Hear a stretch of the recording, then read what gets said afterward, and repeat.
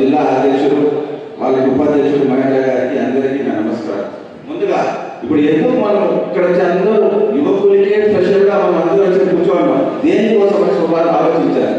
యువకులకి ఎందుకు పెట్టారు?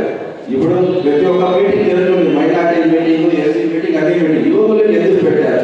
యువకులకు ఎందుకు పెట్టారంటే మన ప్రభుత్వంలో యువకులకి ఏం అందింది, యువకులు ఎంత ప్రయోజనం పొందారు, గత ప్రభుత్వం ఎంత ప్రయోజనం పొందారని ఒకటి తెలుసుకోవాలనే ఉద్దేశంతో పెట్టారు.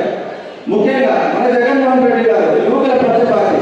గత ప్రభుత్వం చంద్రబాబు నాయుడు గారి ప్రభుత్వంలో మీరు చూసుకోవాలి, మంత్రి వర్గంలో మంత్రులు చూసినా ఎక్కడ చూసినా తెల్లవాళ్ళు తెల్లెట్టులే, ఎక్కడైనా యువరత్నం కనబడిందా? ఈ రోజు పేదల రజనీ గారు మొదటిసారిగా చిన్నపేట ఎమ్మెల్యే గారు ఈరోజు ఏ పొజిషన్ ఉన్నారు తెలుసా? మంత్రి వర్గంగా ఉన్నారు. బీసీ నాయకుడు మన అనిల్ కుమార్ గారు ఎమ్మెల్యే గారు మినిస్ట్రీ అయ్యారు. మీరు ఇచ్చారా? మీరు ఎవరు ఇచ్చారు తెలుసా? మీ నాయకులు పెద్ద ముస్లిం నాయకులు ఎన్నో రామకృష్ణుడు లేదంటే మీ పక్కన ఉంటారే, మీ అడ్డదండగా మీరు పార్టీ గారు ఎవరు? మన అధ్యక్షుడు పార్టీ లేదు పక్కన లేదు చెప్పారు ఎవరు? అర్థంగా గారు మీకు.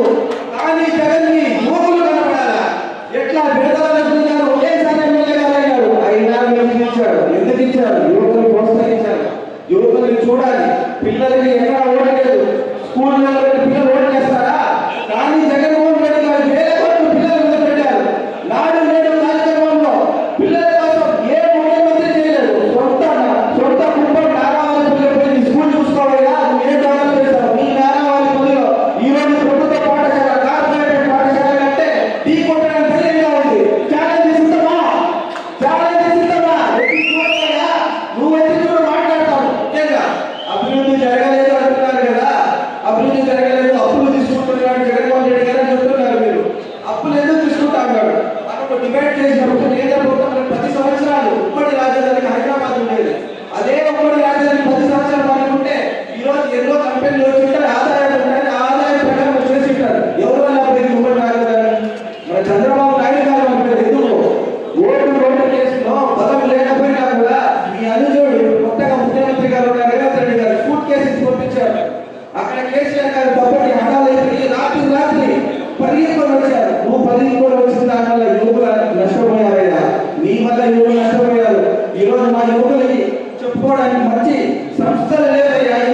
ఎందుకు లేదు? నువ్వు చేసిన పని దానికోసం మా యువకులు నష్టపోయారు. ప్రభుత్వ ఉద్యోగుల్లో మన జగన్మోహన్ రెడ్డి గారు 4 లక్షల మంది ఉద్యోగాలు ఇచ్చారు.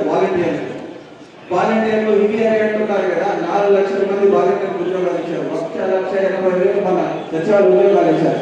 మన చంద్రబాబు నాయుడు గారు ఎవరికి ఇచ్చారంటే మన చంద్రబాబు నాయుడు జాబు ఎవరి ఐడియా ఉందండి మీకు?